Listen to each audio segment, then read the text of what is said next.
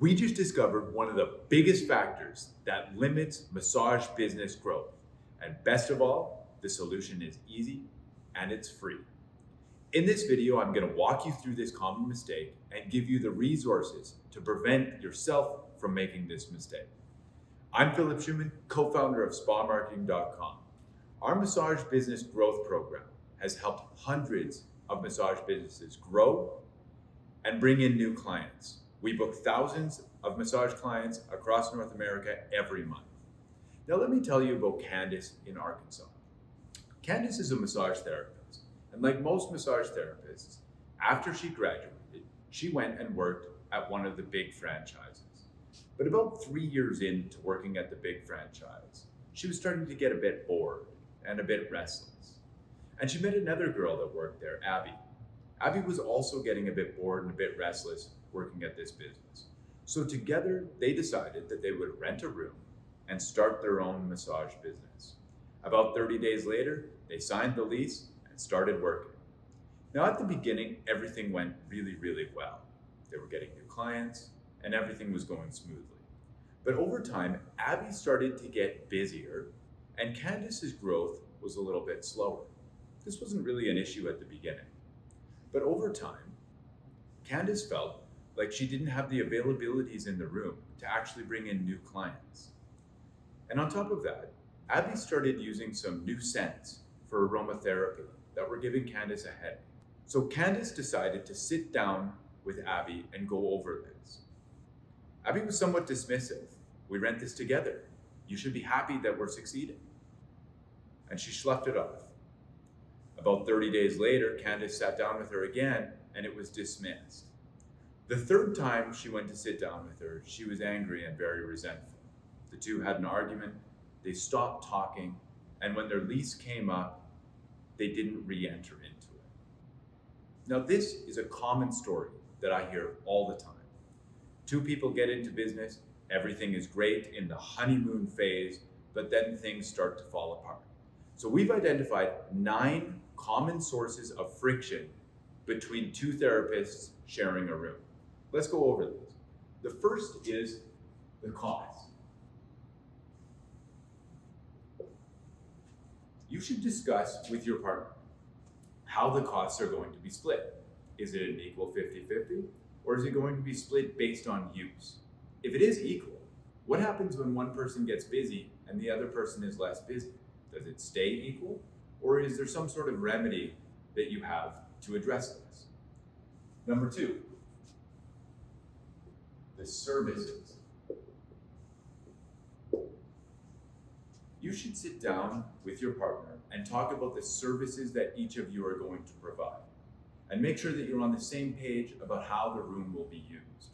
This could include common things like Candice becoming upset with the scent of Abby's aromatherapy, or it could be other things that people bring in and think that they can use the room for. It's best to sit down and talk about this and just get it explicitly stated. The third is cleaning. Now, cleaning is divided into 2 categories. First, you've got the tidiness of the room and how you leave it for the next session. What state do you want it to be in when you get there with your client? How are you going to do the laundry? Where are things going to be placed? This should all be decided. The other aspect is the deep cleaning of the room, which needs to happen from time to time. This is things like cleaning the dust on the baseboards and doing a deep cleanup. Who's going to do this and how often are they going to do it? This should be discussed. Fourth, supplies, but not only supplies, also equipment.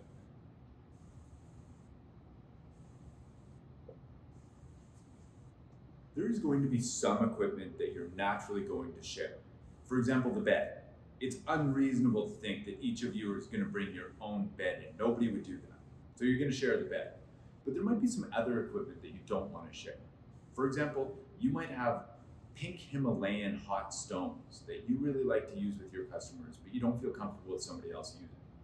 You should discuss this before you get into the room with your partner to make sure that it's clear what equipment you're willing to share and what equipment you're not willing to share.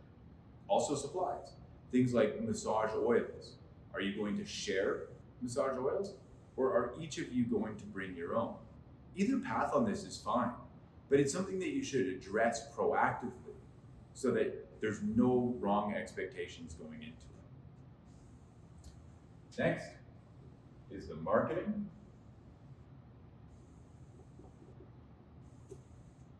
Are you going to be marketing together or individually? If it's together, how are you going to split the costs? And who is actually going to do the work? Again, there's no right or wrong path on this. The wrong path is to not discuss this and to let it become an issue down the road.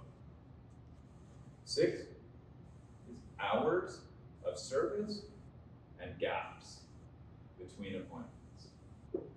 What hours are you going to be open? And who has access to the facility at certain hours is really important to get right away.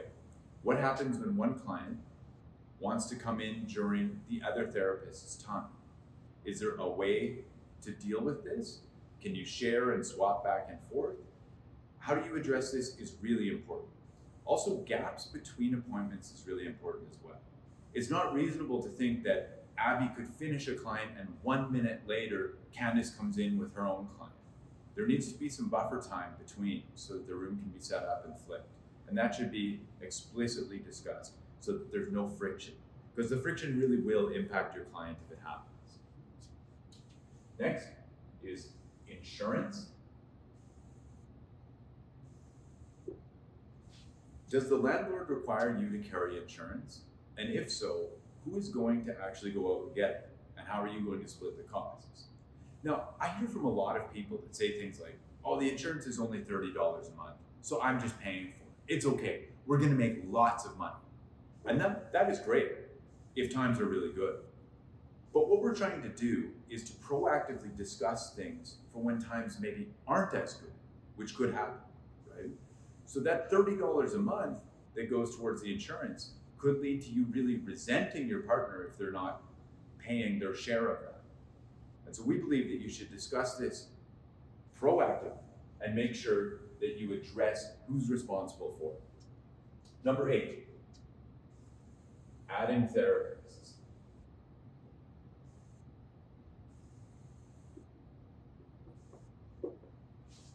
Let's go back to Abby and Candice for a second. Abby has a friend that is a very good massage therapist, and they've got some openings. Maybe they've got some openings on Saturdays every week. So Abby says to Candice, why don't I bring my friend in? She can work on these Saturdays and she can cover some of our costs.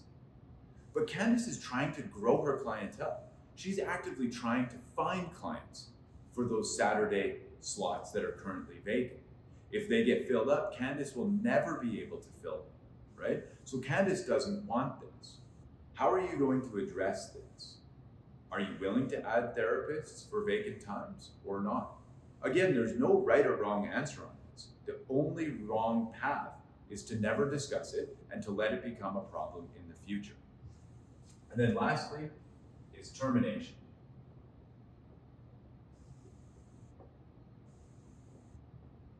How can one partner get out of the agreement? Do they have to wait until the end of the lease? Or could they add in another therapist who then can take their space in the partnership? How you craft the termination is really, really important. And it should be discussed proactively. Now, none of these items here should take the place of a formal lease. Obviously, it's best to have a formal lease in place that explicitly states in writing all of these issues. But most people don't end up having that in a partnership.